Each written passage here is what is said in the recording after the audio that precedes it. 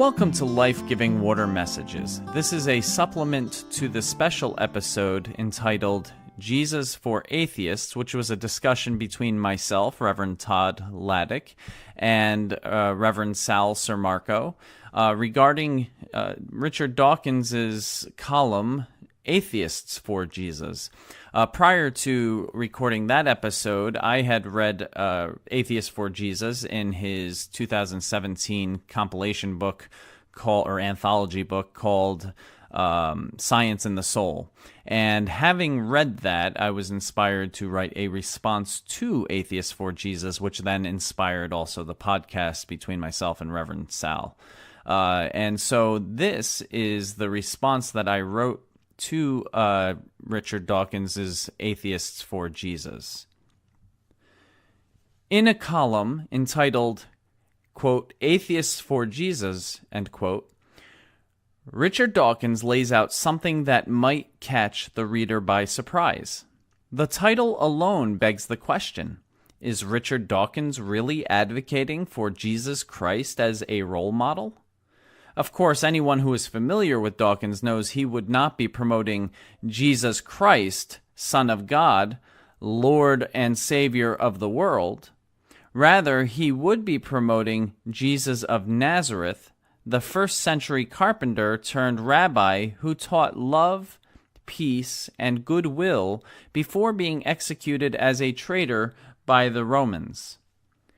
The article's title draws the reader familiar with Dawkins's previous work right in, and in some ways it delivers an effective plea from a self-avowed atheist for promoting Jesus' teachings so long as his, quote, genuinely original and radical ethics, end quote, are separated, quote, from the supernatural nonsense that he inevitably espoused as a man of his time, end quote. Yet while this all sounds rather warm and fuzzy, from an otherwise not so warm and fuzzy anti-theist, what we end up having is more proof that when it comes to philosophy, let alone theology, Dawkins is simply inept and out of his league. In this essay, what I will attempt to do is to summarize Dawkins's main argument. Then I will attempt to show why, despite how it may seem on the surface, what Dawkins is arguing for is nothing more than what he would otherwise call, quote, nonsense, end quote. In doing so, I will hopefully establish a fact. Jesus cannot be separated from his theology. What's more, theology cannot be separated from Jesus. This is something that, while it seems to escape Dawkins, I pray will become very clear to the readers of this essay. Part 1. The Summary. Since Dawkins is facetious in his writing, I will not hold back from being so here. However, I do hope that even in my facetiousness, I am accurately conveying his main points. Below is my best attempt to do so. If you would like to read the brief column for yourself, I will refer you to the book that it can be found in, Science in the Soul. In his column, Atheists for Jesus, Richard Dawkins goes Julia Childs on us by putting together a recipe, also known as an argument, for why atheists should be for Jesus. Let me read you the footnote for this. It should be noted that Dawkins, and people who feel compelled to write his sort of drivel, should not be confused with the ordinary, run-of-the-mill atheist. An atheist is someone who has faith that there is no God, and so they suspend any belief in such a God and live life under the assumption that no God exists. I use the term faith intentionally because even the most brilliant atheist, Dawkins included, will admit that they cannot disprove God. They will bring up the incredible odds against such a God existing. Where they actually pull those odds from is another issue. They bring up evidence they believe supports their thesis that no God exists. However, they do not have proof. Thus, their thesis remains nothing more than a theory at best, yet they believe in it with undying fervor. This, of course, amounts to faith. But Dawkins is not an ordinary atheist, but a different breed of atheist. He is what has been coined an anti-theist. This is an atheist who sets out to oppose belief in God and those who hold that belief, with the intent of winning converts to atheism. Do you see the irony there? Anti-theism is the religious leg of atheism. Every good recipe has ingredients, and Dawkins has 3. The first ingredient is, as Dawkins puts it, quote, the apparently oxymoronic title, end quote. That ingredient gets qualified with a dash of sugar. Jesus was a really nice guy, uncharacteristically nice, and, quote, rebelled against Yahweh's vengeful nastiness, end quote. This is then followed up by a dash of salt. As nice as Jesus was, he was born in a time where people were prone to be morons. In fact, according to Dawkins, they were not just prone, but had absolutely no choice. Belief in a God is moronic, and, again, according to Dawkins, all people believed in God in Jesus' time. Dawkins' second ingredient to this burnt turkey dinner is, according to him, a bit of a paradox to Darwinism. You see, Darwinism believes in natural selection, which has been described as, quote, a deeply nasty process, end quote, that fosters, quote, selfishness at the expense of public good, violence, callous indifference to suffering, short-term greed at the expense of long-term foresight, end quote. So you might ask, where is the paradox? Well, if humans have evolved in a naturally selective world where the fittest survive, then one would think that humans would merely think of themselves and their own survival. However, we all know that within humanity is the capacity to be kind, generous, helpful, compassionate, nice, the sort of people to whom we say, quote, she is a real saint, or he is a true good Samaritan, end quote. This paradox, the human ability to display super niceness, is a perversion of Darwinism. According to Dawkins, while it may be a paradoxical perversion of Darwinism, it is sorely needed in this world. This leads our great chef to introduce us to his third ingredient. Though super niceness, from the standpoint of natural selection, is, quote, plain dumb, it is the kind of dumb that should be encouraged, end quote. This third ingredient is the entire point of Dawkins's article. Thus, the third ingredient is as follows. Super smart atheists should be spreading super niceness throughout humankind. But Dawkins asks, is there a model we can pull from where plain stupidity gets spread throughout humanity? His answer, quote, yes, by God. Religion. Religious beliefs are irrational. Religious beliefs are dumb and dumber, super dumb. Religion drives otherwise sensible people into celibate monasteries or crashing into New York skyscrapers. Religion motivates people to whip their own backs, to set fire to themselves or their daughters, to denounce their own grandmothers as witches, or, in less extreme cases, simply to stand or kneel week after week through ceremonies of stupefying boredom. If people can be infected with such self-harming stupidity, infecting them with niceness should be a dawdle, end quote. Dawkins then postulates that the best way to spread super niceness is to follow the model of religion, or at least borrow a religious figure in order to do so. So who better to accomplish this great humanitarian feat than Jesus of Nazareth? Footnote. Sadly, Dawkins ends his column with a somewhat sort of disclaimer that Jesus may not have existed.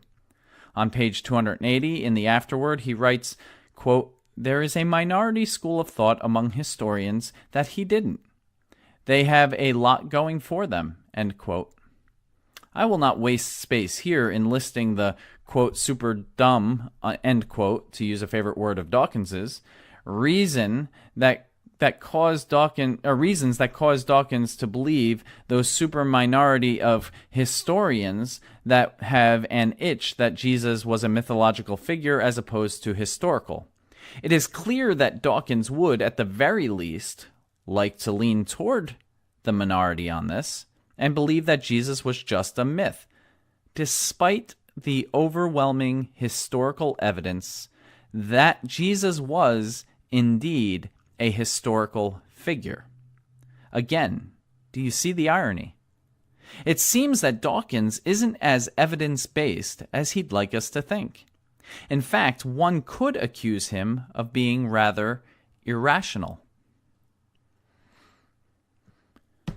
Thus, Dawkins muses on creating T-shirts with the slogan, quote, "Atheists for Jesus."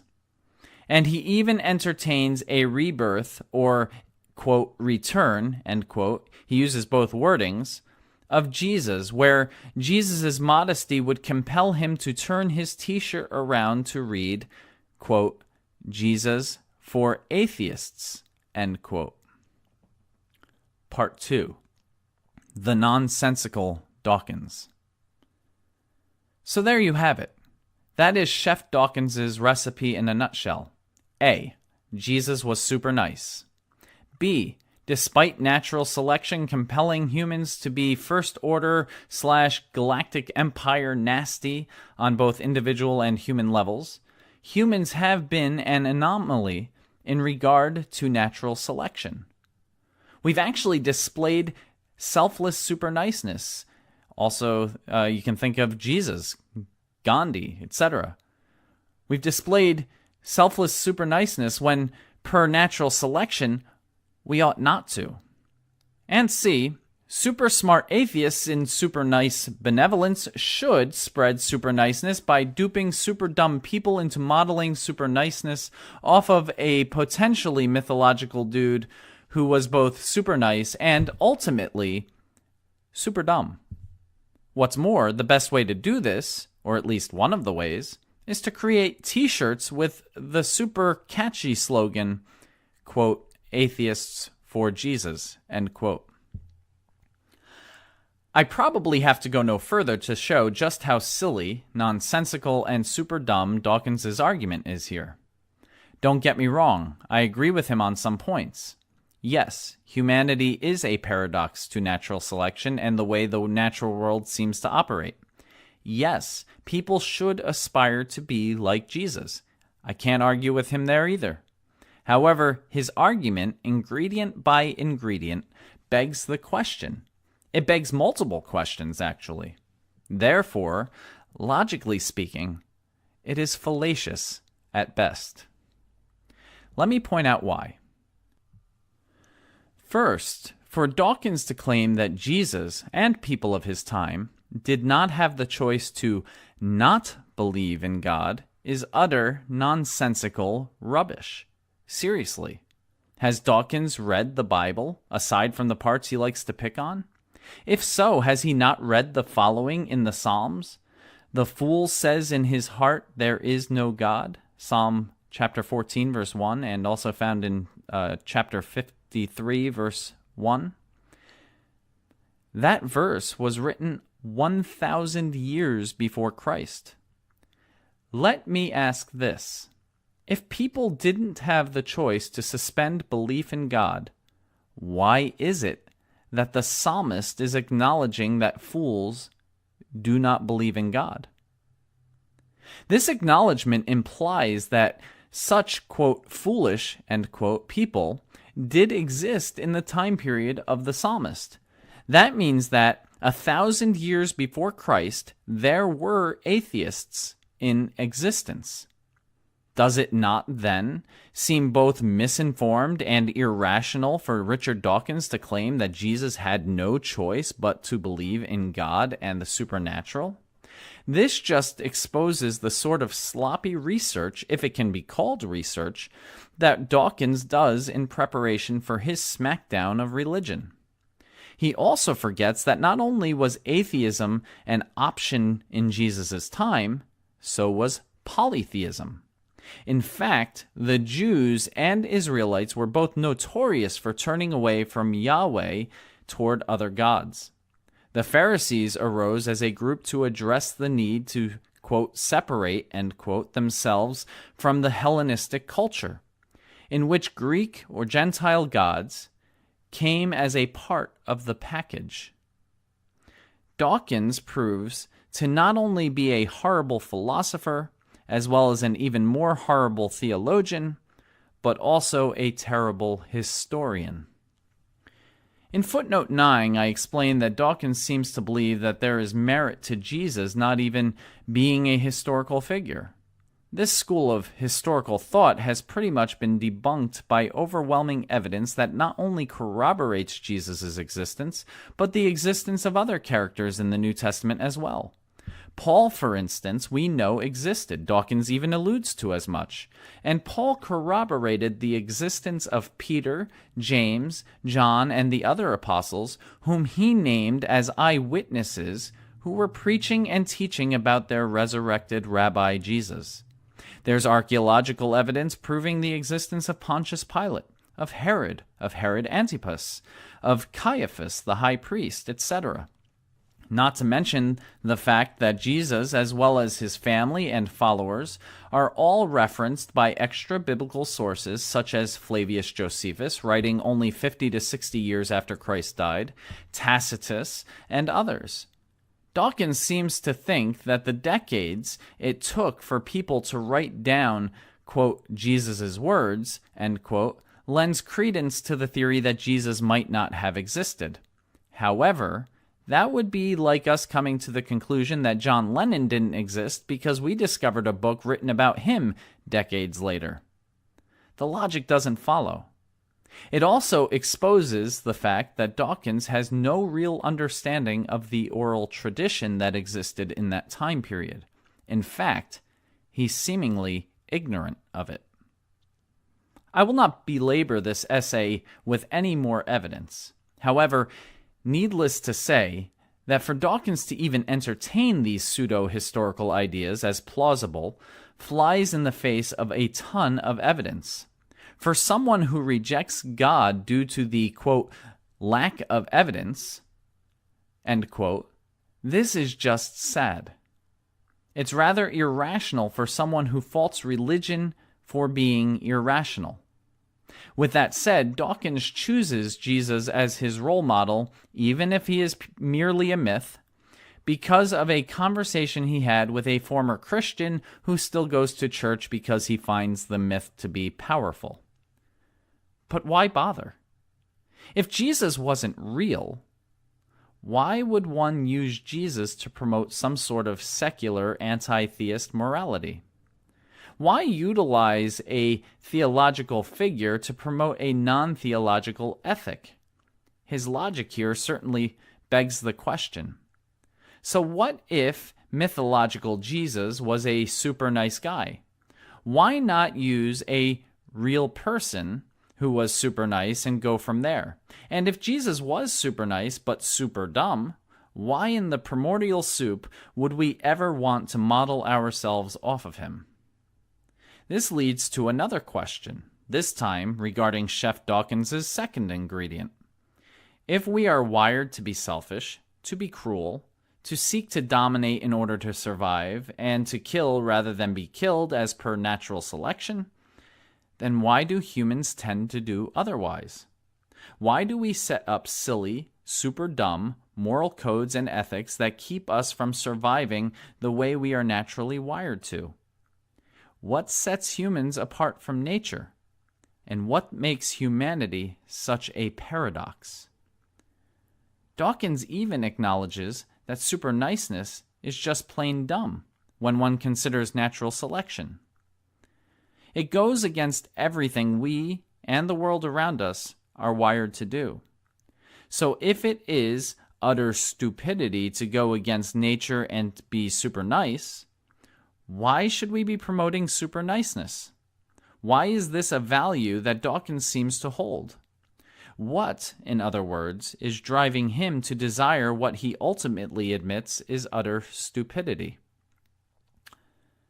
Then we get into Dawkins's diatribe about religion, which we all knew was coming, right? Dawkins's drivel about religion seriously lacks the kind of deep thought one would expect of such a brainy philosopher or theologian.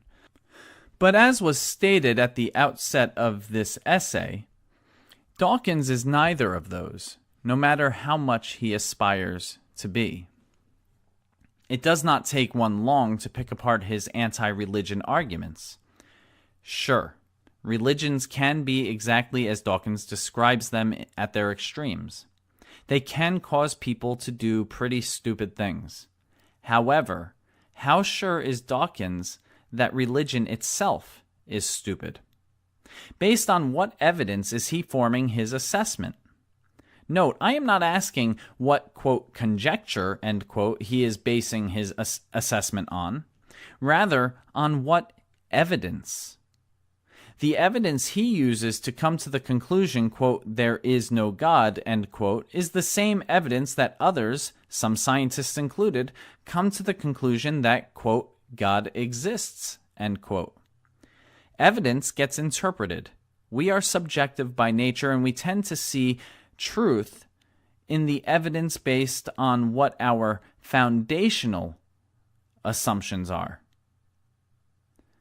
Thus, if I believe God exists, I will see the evidence in a way that convinces me that God exists, and vice versa. What's more, are religions the only institutions and belief sets that cause people to act stupid? Seriously? How stupid is it for someone to try to convince super dumb people that they are super dumb and should take the word of super smart people such as Dawkins? How stupid is it to waste one's breath on convincing the super dumb who are too dumb to really comprehend what you are arguing? One might argue that Dawkins realizes this, and he is writing to bolster the beliefs of the super smart, who already have shed themselves of their need for stupidity. But what sense does that make? They already believe as Dawkins does, so why bother? But I digress. Again, are religions the only institutions and belief sets that cause people to act stupid? What about secular, atheistic governments, such as the regimes under Stalin, Mao, Pol Pot, Kim Jong-un, etc.? What about Hollywood and their stupefyingly boring award shows, and the droves of people who sit glued to the TV set to watch Hollywood stars who do not even care that they exist? What about people putting their trust in their leaders, handing more and more power and money over to them in order to feel safe? The greatest dictators in the world got to power through the obedience and acquiescence of, quote, stupid people, end quote. What about people who put their faith in doctors who believe the current, quote, scientific advancement, end quote, to be the best way to approach whatever illness they are trying to cure, only for those same doctors to change their opinions in a few years? How many people have undergone treatments only to find out that those treatments were unsuccessful? Surely, based on medical science's sketchy success rate, it is stupid to believe that today's scientific advancements are sufficient to cure us from cancers and other illnesses that plague us, and yet many people do put their faith and hope in medical science. And what of the stupidity of thinking one knows better than others? What of the arrogance and stupidity to think that the ancient world was super dumb, while we in the modern age are somehow smarter than they were? What of the statement that, quote, religions are irrational? Is that itself a rational statement? What makes the belief in God irrational, for example, not logical or reasonable? What makes the belief that this entire universe and all within it just randomly, perchance, blasted into existence with no intelligent cause behind it, so rational?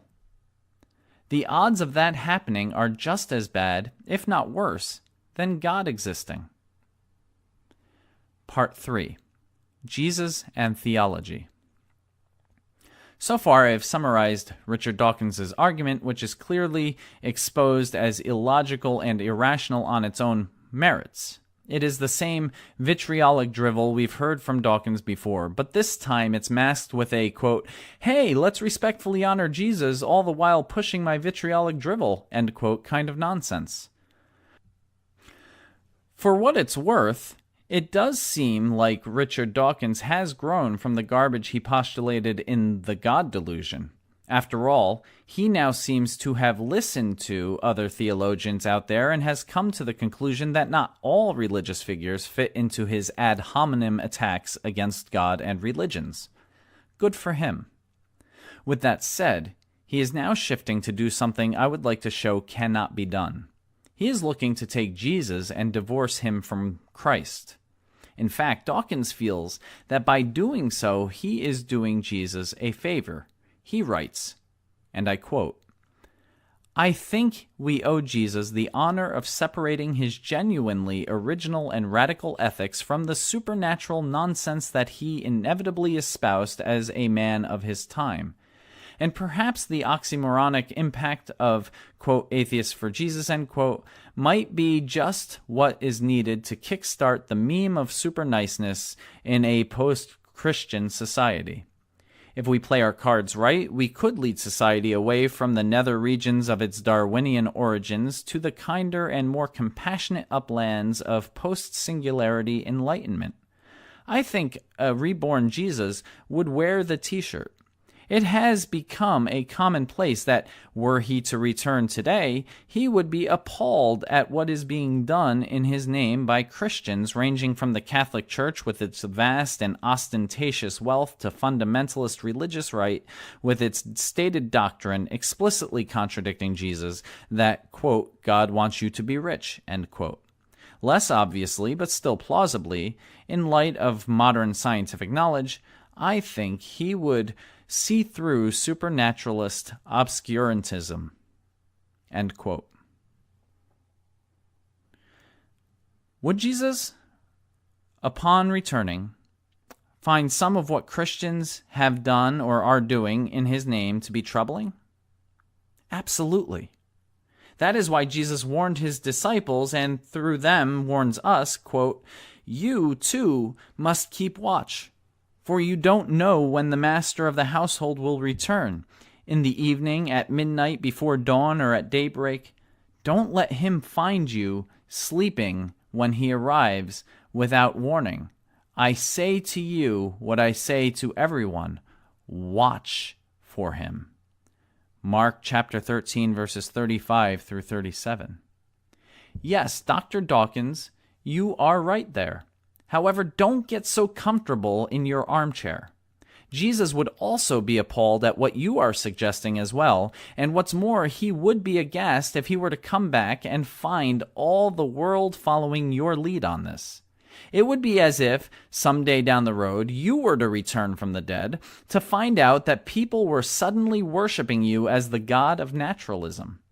You would be horrified to know that people perverted your teachings, your beliefs, and your work in such ways.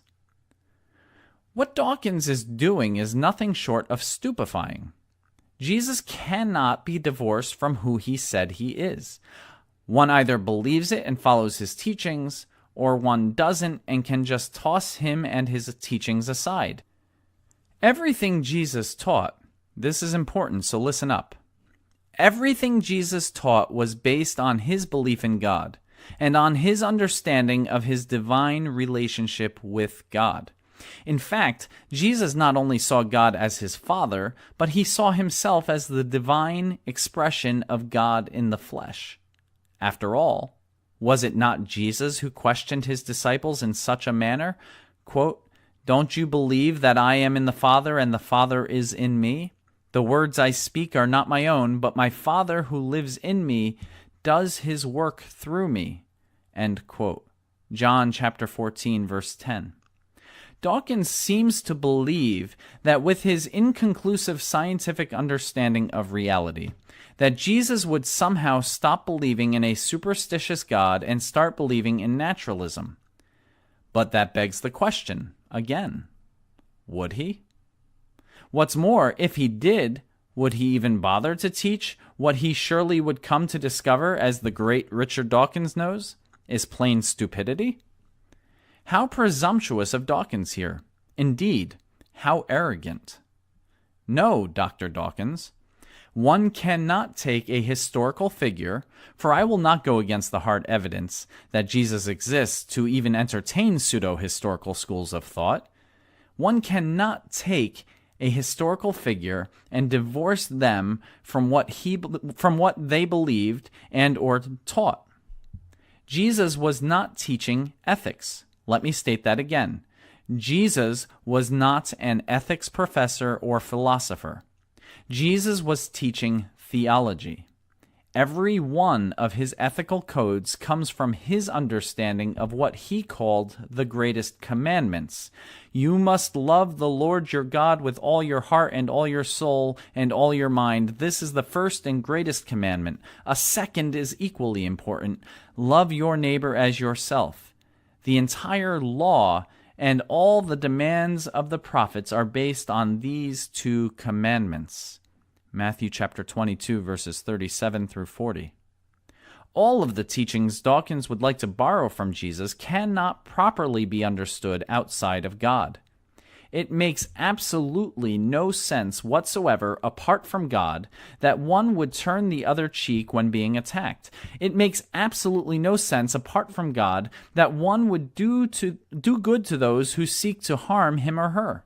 It makes no sense, apart from God, that one would carry their cross and follow Jesus at all. Jesus cannot be divorced from theology.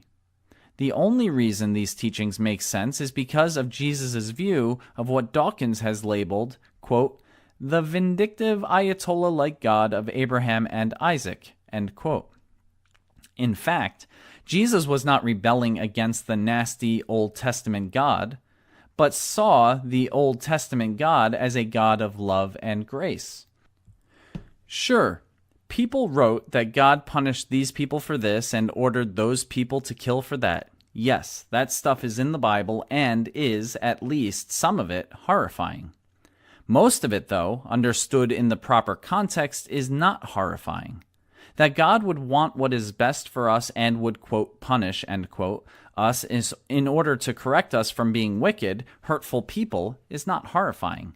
What parent doesn't punish their children? Even if the punishment is a time out, it is still a punishment that is intended to teach and correct. What's more, it doesn't take a Darwinian evolutionary biologist, Dawkins' actual field of expertise, to realize that not everyone will follow what is right, and that the failure to do what's right often leads to destruction for the wicked person and many others around him or her. Whether God is involved in that, quote, destruction, end quote, or not, it is the natural consequence to perpetrating evil. But beyond God's wrath, there is profound grace.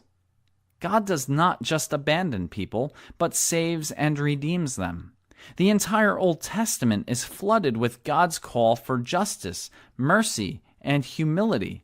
The Old Testament is littered with God's call for people to return to Him.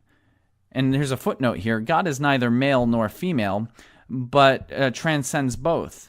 Still, it is easier to use pronouns, and so I'm opting to use the traditional pronoun of Jesus' day.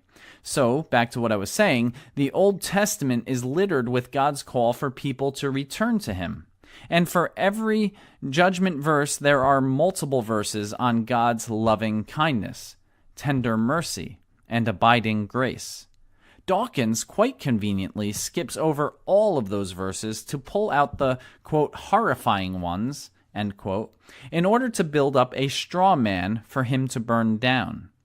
Anyone with any sort of logical sensibility can see that plainly. So Jesus was promoting the God of the Old Testament, and saw himself in divine relationship with that God. He cannot be divorced from that God any more than he can be divorced from Abraham, Isaac, and Jacob, the latter who, I am presuming in ignorance, Dawkins left out. What's more, if the Bible is as unreliable and utterly stupid as Dawkins would like us to believe, and if its authors simply made stuff up for the sake of promoting their agenda for power, a concept that also flies in the face of historical reality when one considers that the apostles were put to death and the earliest Christians were worshiping in secret and often persecuted, then why bother pulling any of its ideas out for use? Why take utterly stupid nonsense, divorce it from the supernatural, and follow it to our own peril in a naturally selective world? Footnote. One final note. Dawkins wants to take the teachings of Jesus in order to spread super niceness to people in the same way that religion has, supposedly, spread stupidity, hatred, bigotry, and self-harm. But wait, slow down, Doc. Didn't the Christian religion, at least, no matter how far you may think it has fallen, set out to spread the teachings of Jesus' super niceness? Isn't that why the gospel and epistle writers wrote of Jesus' super nice teachings? Even Paul, again in that Bible Dawkins probably has not fully read, instructs his readers to follow the second greatest commandment of love your neighbor as yourself. This obviously didn't just come from the Torah, but from the lips of Christ.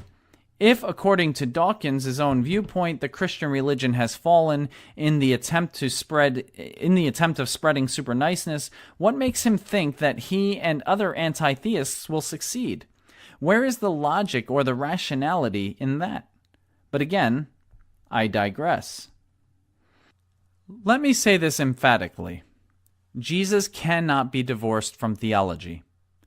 Theology cannot be divorced from Jesus.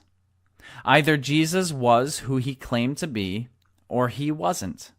Either he was the divine expression and embodiment of God, fully human and fully divine, or he was a raving lunatic, a madman making claims that got him and those who followed him killed. There is one other option as well, that Jesus was just some sort of zealot, as Reza Aslan postulates, who got himself killed and wound up a mythological figure made up by deceptive people such as Paul. This may fly in the face of the historical reality that people like Paul had nothing to gain and everything to lose for their subversive message against Rome, but if that reality is to be taken seriously, Jesus still cannot be. Part 4. Conclusion. What Richard Dawkins is proposing is utter nonsense. It is devoid of even the most basic theological sense, it is self-contradicting, and it insults the intelligence of many people, religious and non-religious alike. That anyone, and I mean anyone, takes Richard Dawkins seriously is a sad affair. If he would simply stick to his field of expertise, there would be much wisdom, I am sure, for people to pull from. With that said, he is well out of his league when it comes to theology and or philosophy. One has to wonder, if Dawkins is so confident that God does not exist, why does he spend so much time talking about him? He would be better off just ignoring God altogether and teaching us his findings of the natural world. We'd be better off if he did that as well. As a theist and a Christian, I believe in Jesus Christ as Lord and Savior. I believe in Jesus Christ as the only begotten Son of God, who was both fully human and fully God. If there is one thing that I do agree with in regard to Dawkins' delusional take on Jesus, if he were to return, he just might pick up a t-shirt that says, Jesus for Atheists. He wouldn't do this because he is for their theological position. Rather, he would do this because he loves them too and is calling them into a relationship with him, the one who created them. Jesus Christ died on the cross so that all, including atheists, could be redeemed if they would only turn to him. As such, I could certainly be down with a Jesus for Atheists campaign.